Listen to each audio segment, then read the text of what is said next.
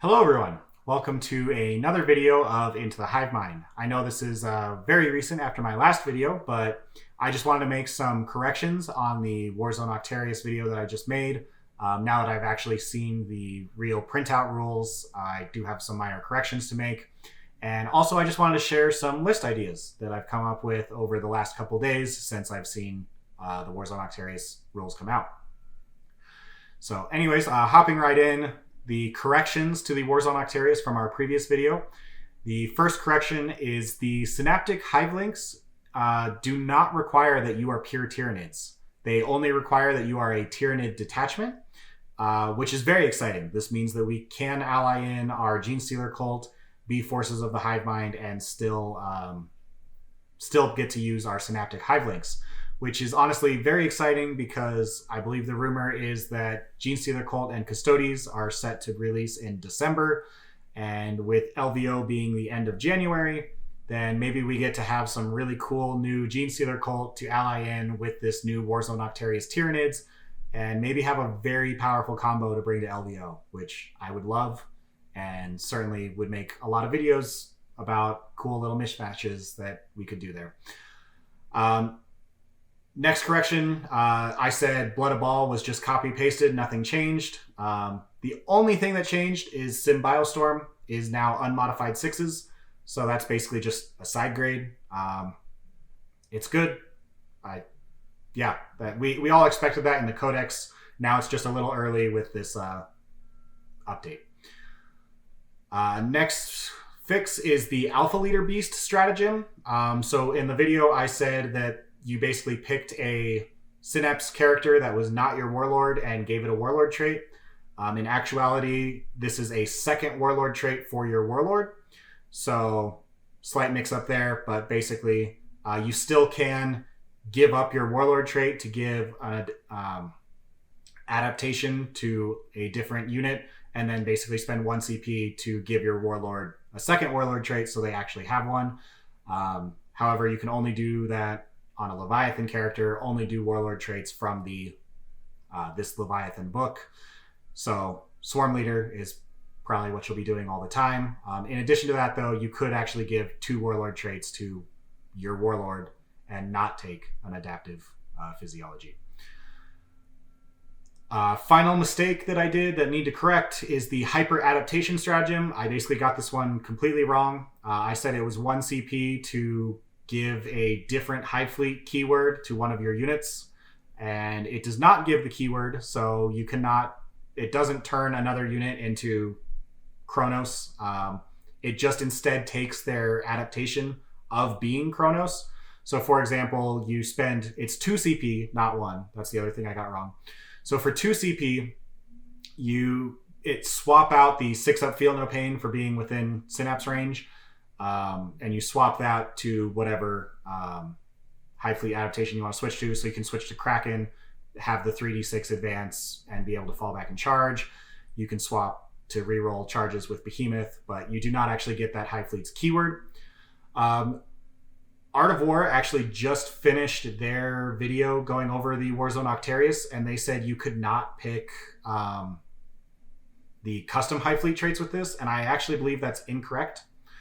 As far as I'm aware, what it says is refer to the Tyranid Codex, basically pick a new Hive Fleet adaptation, refer to the Tyranid Codex, or page 100, and page 100 of the Warzone Octarius book is the custom Hive Fleet traits from the Blood of Ball.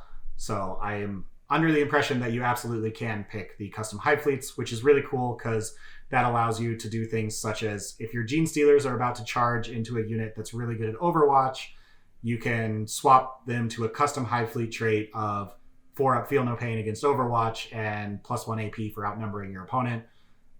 Is probably the one that I'm most likely to do. However, for 2 CP, you're probably not going to do it very often, just very situationally. Anyways, that's the end of the corrections that I wanted to go over. As far as I'm aware, everything else I said was correct. But now let's move on to the fun part, the list ideas. So I have 3 different lists that all play very differently, and basically just wanted to get your guys' thoughts and give you some ideas, maybe get those creative juices flowing. So the first list idea is basically built around the thought of, hey, points are what wins us games, so let's just go and get as many points as possible, regardless of what our opponent's army is. So with this list, you will be taking Engage, Retrieve Octarius data, and Warp Ritual every single game, regardless of what your opponent has. So with that, the list is a Neurothrope with the Voidcrown relic and the Swarmleader Warlord trait, as well as accompanied by Swarmlord in the HQ slot. In the troop slot, we have 3 units of 10 barebones hormagaunts, a single unit of 30 devourgaunts, 16 genestealers with 4 acid maws, and round out the troops with a unit of 9 warriors with Lashwhip Bonesword and deathspitters on all 9 of them, and the bioweapon bond synaptic link trait. Then in our elites, we're actually using all 6 elite slots. We've got 2 individual lictors, a Pyrovore, 6 Hiveguard, a Maleceptor with the Essence Focus Synaptic Link, and 5 Zoanthropes with the Psychic Channeling Synaptic Link.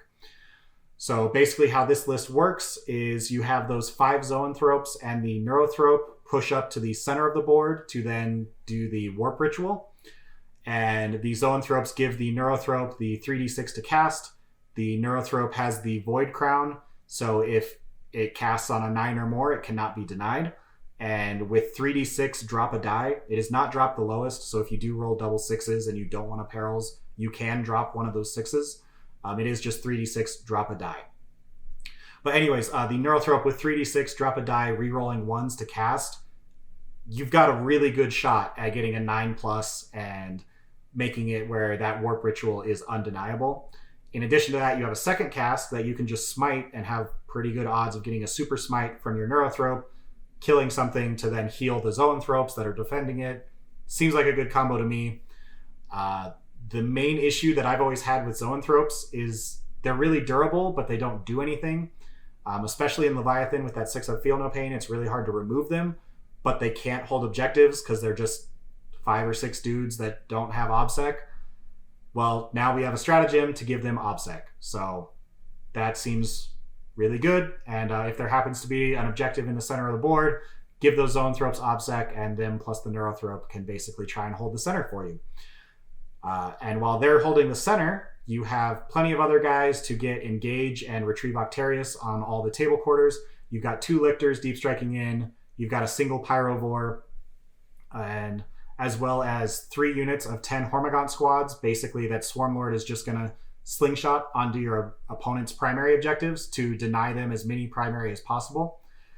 And I think between 3 units of 10 hormagaunts and 1 unit of 16 genestealers, Swarmlord basically slingshotting 2 of them and then metabolic overdrive the other 2 across 2 turns, you have very good odds of making your opponent either 0 or completely neutered on 2 turns of primary. And if you can get them to have 2 turns of 0 primary points, that can often just win you the game, either by forcing them to then have to play differently and make mistakes than what they're used to, or just often that can give you a point of advantage enough that you can then pull out the game, especially if you're getting all your secondaries, as this list is meant to do. But I still had points left over, so I did throw in some units that are designed just to deal damage. So we have 6 Hiveguard that are being buffed up by that Maleceptor with the Essence Focus. This combo is just disgusting. The Malacceptor gives them reroll damage, as well as 6s to wound are an extra point of AP. So those Hiveguard are now just really reliable damage, and especially if you double shoot them, crazy good. Also in the middle of the board is that large blob of warriors giving out +1 to hit. They can give it to themselves because they're good at shooting and combat. So that +1 to hit can really get that max efficiency in both phases. They can also take that Tesla stratagem if you feel it's warranted. It's good on them. It's not as crazy as it is on everything else. But in addition to those warriors, we also have 1 unit of 30 devourgaunts that you can either outflank or bring in through using the lictor pheromone trail, or just start them on the table if you feel like they're going to survive. And run them up, and basically 30 devouragaunts with that Tesla is absolutely disgusting and picks up an entire 20-man ranger unit from AdMech, even through their 3-up saves if they're Lucius. And that's without double shooting. And then you can double shoot them. So, yeah, those 30 devouragaunts are just crazy good right now, especially being able to deep strike. So that's the list. It's basically just meant to get engage, rod, and warp ritual, and then still have plenty of bodies designed to hold you primaries, deny primaries from your opponent, and still be able to do damage between the 16 genestealers, 6 Hiveguard buffed up by a Maleceptor, and 30 devouragaunts. The nice thing about this is you also have the Maleceptor for -1 strength on shooting, and that's actually really good, especially for the warriors or Hiveguard. There's not many T8 monsters in this list that take advantage of it, but your infantry would definitely love the Malacceptor strat. List number 2. This list is basically built all around how stupidly good Hiveguard are with all of these updates. So with that, we have a Leviathan Battalion and a Kronos Patrol. The Kronos Patrol basically is taking advantage of the Hiveguard getting +1 to hit. So it's just a Neurothrope with Symbiostorm, 5 bare bones warriors with that bioweapon bond synaptic link, and 6 Hiveguard. Basically, you just give the Hiveguard +1 to hit and Symbiostorm and hide out of line of sight. And those Hiveguard are now hitting on 2s, rerolling 1s for being Kronos, and Symbiostormed. So super good, does tons of damage. And then in addition to that, in our Leviathan detachment, we have 6 more Hiveguard. And these guys are actually being buffed up by a Turvagon in this list. So the Turvagon is giving them reroll wound rolls of 1 and 2. And it has the Swarmleader trait, so it gives them reroll hit rolls as well. So these Hiveguard are hitting on 3s, rerolling, probably wounding on 3s, rerolling 1s and 2s. And you can still spend 1 CP to basically give them Symbiostorm. Stupidly good, especially because you can double shoot them.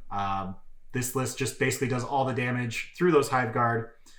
The nice thing is, because it has a Turvagon, we're going to go off of that synergy and take tons of gaunts to screen out your Hiveguard.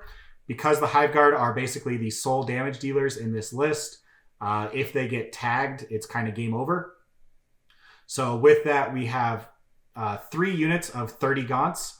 The first one is just a unit of 30 flesh borers, and then the other 2 are 20 devouragaunts, 10 flesh borers. And that's just so the Turvagon can continue to replenish those units, and 20 devouragaunts to then do all the damage. With that, the Turvagon is very much a linchpin to this list, so we absolutely need it to survive. So we give it the Biomorphic Carapace Relic, as well as the Dermic Symbiosis Adaptive Physiology.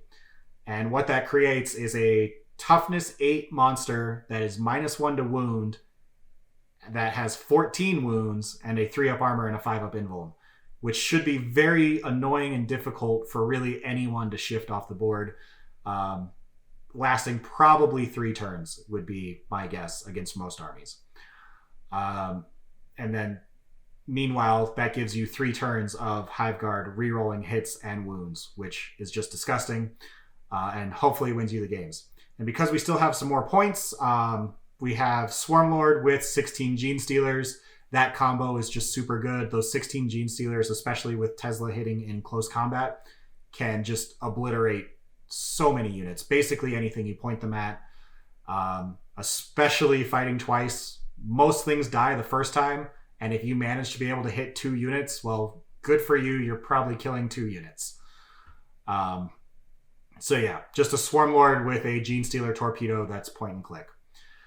If, however, your meta is very light on obscuring terrain, whatever your local gaming store has as far as terrain, if there's not enough terrain to hide 12 Hiveguard, which my meta really doesn't have that. Unfortunately, most of our tables are pretty light on actual obscuring terrain. You could actually just do a 1-for-1 swap with this list of the Hive Guard for a Harridan. And the Harridan basically just eats all the damage. It can't hide, but if you can't hide anyways because of the lack of terrain, then the Harridan is at least tanky enough that it should be able to survive and still do an insane amount of damage, because now the Turvagon is giving the Harridan reroll 1s and 2s to wound, which was basically its only weakness, was bad wound rolls. And you can now also basically give your Harridan Symbiostorm for 1 CP, which is hilarious. The Harridan is also super good if you have a ton of AdMech flyers in your local meta. One gun takes out a flyer, the other gun takes out another flyer, and in combat, you take down a third flyer. Most AdMech lists that I've seen lately have 4 flyers. Honestly, if they have 6, it's even better for the Harridan, because he can kill basically 3 a turn. But yeah, and then the list also has 2 lictors just to run around and grab you some secondaries. The third and final list, this list I am actually taking next weekend to a local RTT. It is very much a Skew list. Essentially for Halloween, where this RTT is doing kind of a theme where you can be eligible for another prize if you bring at least 1,000 points in monsters, which Tyranids are really good at doing. So with that, I basically developed a toughness 8 Skew list, basically just trying to overwhelm your opponent, make sure that they probably don't have enough weaponry to kill this many high toughness creatures. So with that, the list starts off as a Broodlord with Catalyst and the Swarmleader Warlord trait, as well as the Mysterious Terrain Synaptic Link to basically give one of our monsters +1 to their save. And then we have a Flyrant with double Scything Talons and Murderous Size. The Biomorphic Carapace Relic. I actually prefer the Biomorphic Carapace Relic to the Hive Blades that ignore invulns. I just think it's more worth it. And then especially in this list with having mostly toughness 8 monsters, a toughness 7 monster with -1 to wound is very much fits that bill. Then we have Swarmlord just to double move that Flyrant, get it wherever we need to go, as well as some of the other combat monsters. Then in the troops, we have just 2 units of Rippers, just need to fill that troop spot. And then a unit of 9 warriors with Deathspitter, Last Rip, Bone Sword, as well as the Bioweapon Bond Synaptic Link. That just allows these warriors to give +1 to hit wherever I feel it necessary the most. These guys are just a very solid midfield presence that should be very annoying to get rid of. Next up is our meme monster. So we have a Haruspex with Murderous Size on its Gaping Maw. So what that makes, the Maw's profile is Strength 8. Getting over that Strength 7 hump into Strength 8 is really big, as well as making it AP 2, so it actually does something with its AP. And then the damage is D3 +1, which, especially with all those Grey Knights running around right now, killing those strike squads is with a D3 +1 damage is really nice. And then in addition to that, basically these warriors can give the Haruspex +1 to hit, and then for 1 CP, give it reroll hit rolls, 1 CP, give it reroll wound rolls.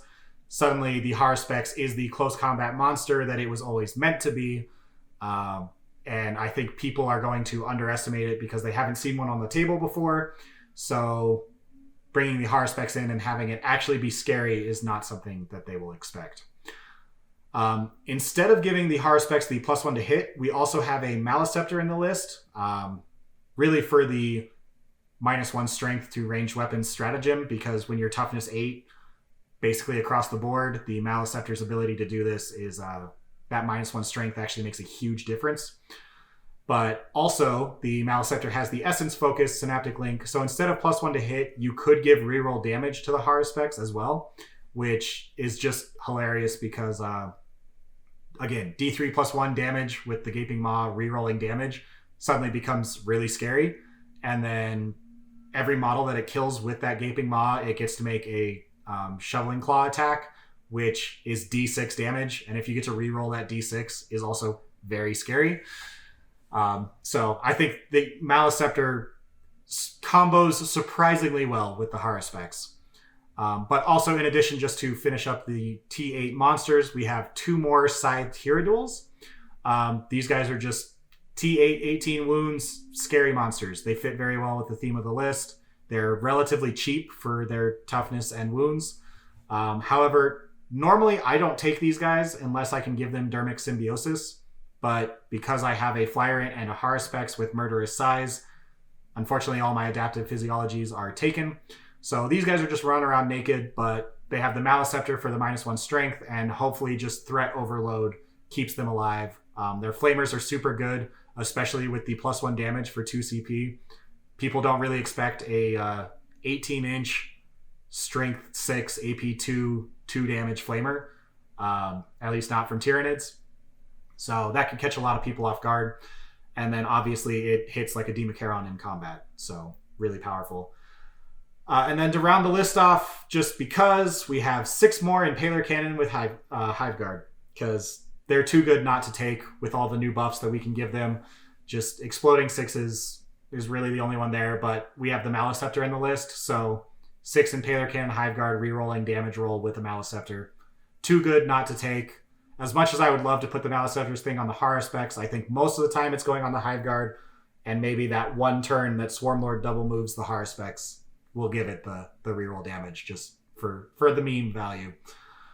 But anyways, yeah, this is just a toughness 8 skew spam list that I actually think in the current meta would catch a lot of people off guard. People aren't really taking the only high strength anti-tank weaponry out there right now is Dark Lances and Admech las cannons, as far as I've seen. Other than that, it's like Volkite Dreads, which the Volkite Dreads are only doing damage through their mortal wounds into this list. And then the Dark Lances being -1 strength really hoses them against this list, because all of a sudden they're wounding half your army on 5s. And then the Admech las cannons, most lists are kind of dropping the chicken walkers for the planes, which means they're only having 6 las cannons, and that -1 strength means that they're now wounding you on 4s, and with 6 las cannons, they're probably only wounding you with 2 of them, and that's not enough to kill a monster. So I actually like this list a lot and think it'll catch a lot of people off guard. So I will make another video based after next weekend, letting you guys know how it did. But yeah, anyways, I just love all these lists and am excited about this book, excited with all the possibilities that NIDs have now. And let me know if you like the lists. Let me know if you have any list ideas that you came up with. I'd love to hear from you guys. And yeah, let's get those creative juices flowing. And I will see you all in the next video. Thank you. Bye.